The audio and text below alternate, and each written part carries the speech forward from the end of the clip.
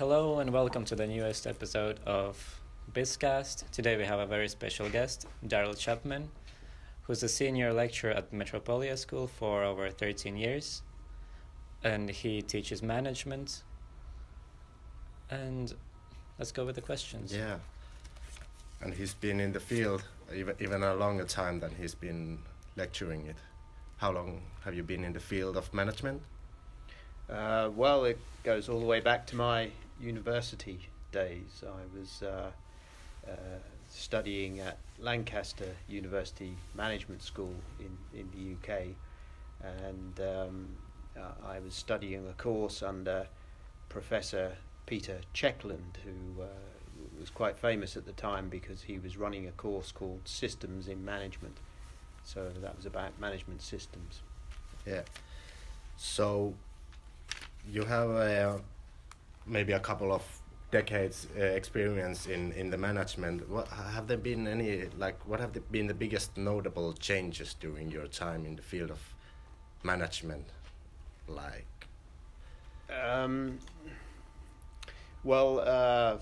For myself, the management field as such started partly before I went to university, because I had a sort of, I guess you could call it a gap year. But I actually worked for Lloyds Bank in the UK, so I was on a trainee management scheme at that time. But then I left the bank because I had a chance to do a postgraduate course in management at Lancaster University. And then after that I moved down to London, and at that stage I was working in the insurance field. So I was involved there partly in a sort of I guess a temporary management position as a graduate trainee. And then I was then headhunted by a publishing company in London. So I decided to move with them because they offered me 3 times my salary. Fair enough. So I moved over with them, and I was working then with a small team of people, and the boss was an ex-army sergeant. He was based one time in the British Army. So I used to work with him and a small team, and we basically headed up a trade federation with 150 member companies. Some of them were really big photographic companies like Kodak, which is no longer in business. But then we had other companies involved in forms of media as well. So that was the sort of area I was in. But everything was based in London at that time. So and I was there for about 5 or 6 years. And then I moved into journalism. Yeah. So that was my last career move before getting into training in relation to, I guess you could call it language training. Okay. Yeah. Language training. And that's what brought me over to Finland. Yeah. Okay. Why did you become a lecturer? What? I became a lecturer because it was something I was interested in, and of course the university experience gets you to be on the receiving end of what lecturing is about. But particularly at postgraduate level, you can't just teach people by standing up and talking to them. You have to do other things. So when I was at university, I was in a department that actually had its own consulting company, but the way the lecturing was done was very interesting. So everything was done in small groups. You were in small tutorial group meetings, and you did a lot of project work, which was quite innovative at the time, because that was the way the department was moving at that point. Yeah, so management, we have learned, moves kind of slowly since the industrial age. It took years, plenty of decades. Yes. Before, for example, Henry Ford came up with these lines, and which made it quicker. But during the last 20 years, with the introduction of AI and everything, do you see like it has moved to develop faster, or like what is the most like you think? One of the essential issues is that management is an invention. It's a human invention. It's not a natural product. And as such, we always have to remember, it just didn't come out of thin air. Someone created it. And the basis of our understanding of management today is very US centered. And the reason for that is because management came out of the United States. You mentioned Henry Ford as one example. But a key, some people refer to him as the sort of father of management, and that's a man called Frederick Taylor, who specialized, or he was working in the field which he then called scientific management.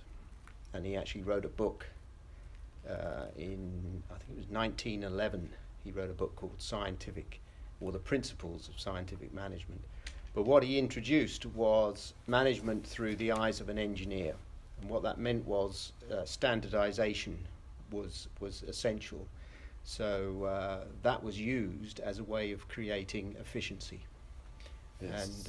And that's really what started a lot of progress in the field.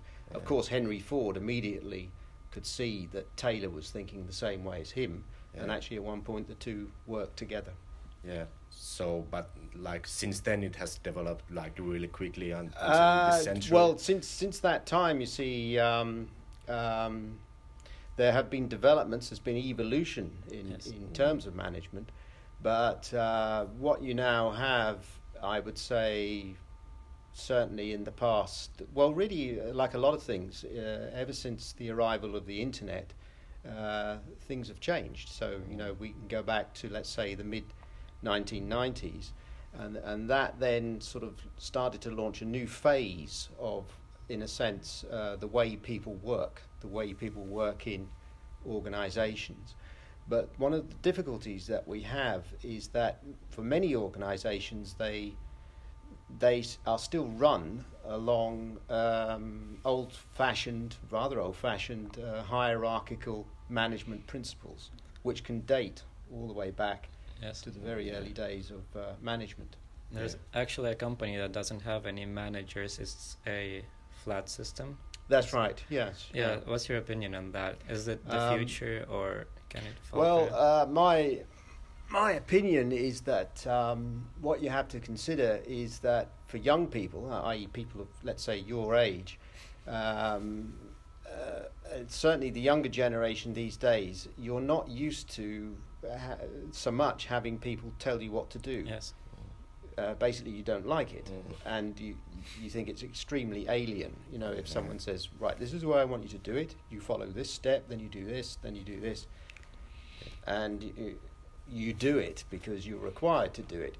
But in reality, you don't like being, in a sense, told what to do. You like to find your own way. You enjoy a lot of freedom. And I think that's what the modern world has given us, and thanks to things like social media, etc. Anyone can have an opinion about anything. I could set up a YouTube channel tomorrow and tell the world what I think. And I would get people listening to me.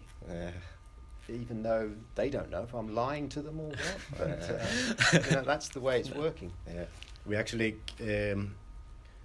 covered an article in one of our episodes where the company had like completely removed the managerial like supervision of its employees inside this company, and they are only had like computers collecting database on how the employees work, and like with the help of those they were like giving feedback to the employer on whether it's good or bad, and it's only like based on the assumptions of the data and the computers. So like, is this frightening to you to receive feedback from a well in a sense we shouldn't be frightened by that, because all that's happening is that's going all the way back to Frederick Taylor's ideas in terms of monitoring and supervision. It's just more effective. So, for example, this watch that I'm wearing, it has a heart rate monitoring function, which is Yeah. sort of central to a lot of the information it gives you. But basically, it's watching what you're doing. It's monitoring. This can even monitor my sleep. But this, in a sense, this is what was going on under Taylor's management ideas over 100 years ago. It was all about you monitor the workforce, make sure that they work to the way that you want them to work, and all you have to do is supervise them. And then you'll see the efficiencies develop from that. Yeah. So these modern day devices are, if you like, Taylorism in electronic form. Okay. So it's nothing new. That's what I'm saying. Yeah. And you also have to understand that there are companies in America that have perfected microchips that can be injected into people. There's one company that has developed a chip that can be injected between your thumb and index finger, and that will basically monitor you in the workplace. It will also monitor you out of the workplace thanks to satellite navigation. Yeah. That technology is available now. The only thing that stops it coming in on a more, if you like, general level is law and society's principles regarding ethical conduct, etc. But the technology is there, Okay. so it can be used. What are the difficulties when it comes to teaching management? Well, I think the difficulties are partly that it can be difficult to what should we say, find ways of enabling people to understand the concepts when they haven't actually worked. Oh, That's one of the that's one of the true. things Yes. you see. Yeah, pretty So it's interesting. very important to sort of pick up on students that are maybe have part-time work or have some sense of work, because it becomes a little easier, you know, to apply concepts when you're actually in the working field. That's often why when students say go on work placement on their courses here, it's often during work placement they realise, you know, suddenly, wow, this is what it's all about, and suddenly they have lots of ideas generating regarding, for example, their thesis work, etc. Yeah. But I just wanted to go back to an earlier question you had about these flat structures, because one interesting example is right here in Finland, and that's a company called Supercell. I often sort of like to quote them in class, because you have to bear in mind that Supercell was set up essentially by engineers, and incidentally, a lot of management stems from engineering ideas. You know, engineers and management seem to, you know, there's a tie-up there, and it also extends up to Michael Porter, who actually studied aeronautical engineering at Princeton, I think it was, in the US. But the thing with Supercell is that it's set up by people who've never been to business school. And they have been extremely creative in terms of how they want people to work. But one thing they understand is that you cannot, if you like, dictate to people how you want them to work. With very talented people, you have to allow them to work as they want to. Mm-hmm. So they form, if you like, small groups who work on particular games that Supercell are developing. And essentially these become self-managed. So there's no one walking around micromanaging all these programmers, etc. It's a case of they work in a small group, they understand what it is they want to do, they've got objectives, and basically they manage themselves. Do they also like determine how the salaries that each member gets? I believe so. Okay. Yeah. That's a little problematic. Yeah. that can be a little difficult to do that. Well, that's true, but then again, you also have to bear in mind that if we're to believe recent tax returns, Supercell is the most successful company in Finland. So you know, when certainly a lot of your senior management team receive upwards of 150 million euros a year. Yeah, I mean, right now, when the business is good, then it's not difficult. But It's when not it goes difficult. down, then it might be a problem. It might be a problem. They might well have to readjust, but times are good for them at the moment. Yes. So they can sort of justify the way they manage things on the basis of the success of the company. Yeah. But it's just an illustration, going back to the point you made about Yeah. the flatter structures, Yeah. because they've actually removed any form of, if you like, traditional management in terms of how people should do things. Yeah, that's pretty interesting. And that's probably what happens when you don't go to business school. You don't Last get question. lots of other ideas. Yeah. But yeah, we are pretty much reaching time, and it's been Just last like quick really question. awesome talking to you with here. But I have one final question here for you, and that's, what's in your opinion or your favorite like management guru or management philanthropist? Management guru, probably my favourite is a guy called Gary Hamel. He's an American, Yeah. and why I like him is that I also study strategic management, a subject called strategic management, and he's a sort of key figure in that field.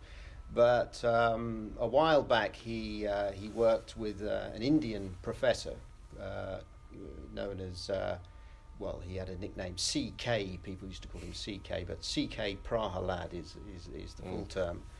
But the two of them worked together, and they produced a book called Competing for the Future. And it was this book that introduced organizations into the sort of realm of understanding their resource base and the capabilities that can be generated from that resource base.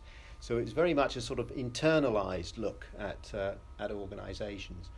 But I used to follow Hamel some years back, and he's one of the best speakers, because the reason is that he understands the history of management, which not a lot of people do. So if he was here today, you could say to him about, quote names like Taylor, Ford, Max Weber. He knows all of that. But he also knows that at the moment, management is not really fit for our current times. So he's actually quite determined to sort of introduce or get people to think creatively about the future, and to think in a radical way about how we can change management, because at the moment he's basically claiming that management is not fit for purpose. It's not fit for the times that we live in. So he's currently working. He's currently working. Yeah. He writes for the Wall Street Journal and other. Yeah. He's a regular contributor to the Harvard Business Review. Yeah. So he's probably my favourite one. Yeah. But you have to bear in mind there's a lot of what we call charlatans Yeah. in this field. Yeah. And so there's a lot of people with big mouths, but very little to back it up. Yeah. Fair enough. But yeah, I think that's all the time we have for today. But I appreciate, and I hope all you guys Thank you for liked coming. hearing from our wonderful lecturer here with decades of experience. We certainly liked having you here. Okay, today. Thank you good. for Yeah, coming. thank you. Yes, Thank you. good. Yeah. Yeah, thank you. That was it. Easy. Yeah. All right. So that's a wrap, is it? Yeah, that's a Yeah. wrap.